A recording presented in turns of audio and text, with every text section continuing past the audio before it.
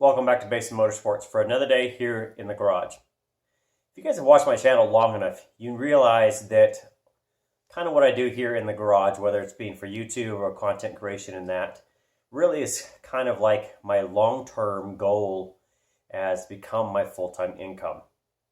Now, it's really not necessarily making content, but I do like making content off stuff I do work on. So I've done wraps for other people. I have built my own stuff and everything there.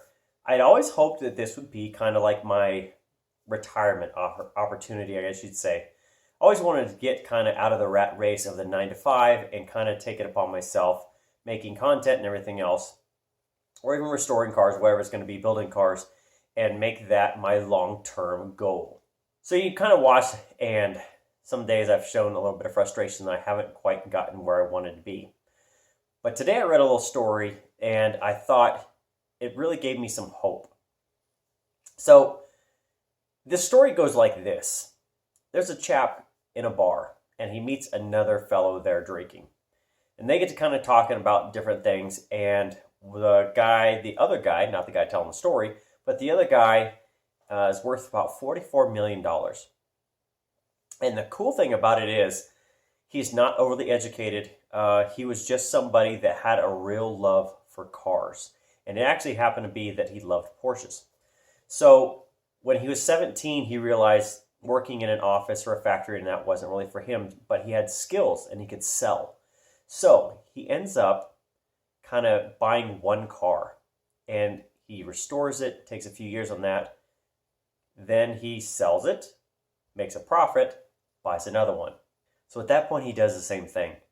He buys another car, restores it, makes a profit, sells it. And he does that over and over. Buy, restore, makes profit, and sells. And I just thought, man, what a great story. So this guy does this over and over, right? He starts with a 386 Porsche. He kind of works his way up into the 911s. He gets all the way up into the new models and that where he's constantly building. And he gets doing that for about 35 years. And it takes kind of a toll on his family a little bit. That's the part I was kind of like, oh man, terrible. But anyway, he does this over and over about 35 years.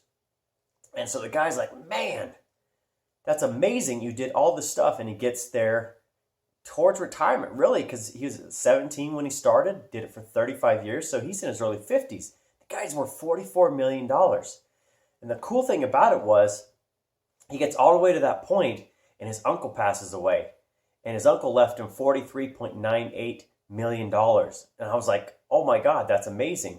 Because I read this story, and I thought, this guy worked hard for 35 years, and he put all this time into it. Now, I don't really want $44 million, but I thought, man, I could, eventually long-term maybe, retire with $1 million. That's huge. So I thought, I'm on the right path. I can do this. I can finish the Gray Lady. I can get to that point and, sell it, maybe make a profit, buy another one or do something like that. And I thought, I have inspiration. That's it right there. This guy is my model of inspiration. He worked for 35 years, sacrificed time with his family. And, in the end, I think it worked out probably. Don't know if he's still married, but he obviously still had a wife and kids. And so, the story never said differently. So I'm going to assume he was still married.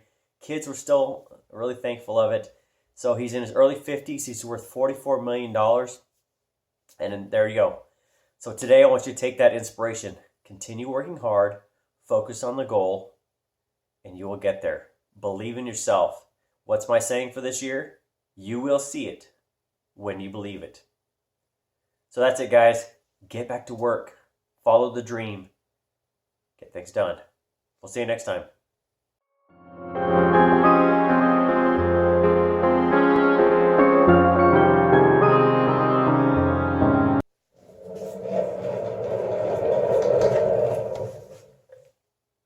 You do realize that was a joke, right? Okay. Just wanted to check. Seriously. See you next time.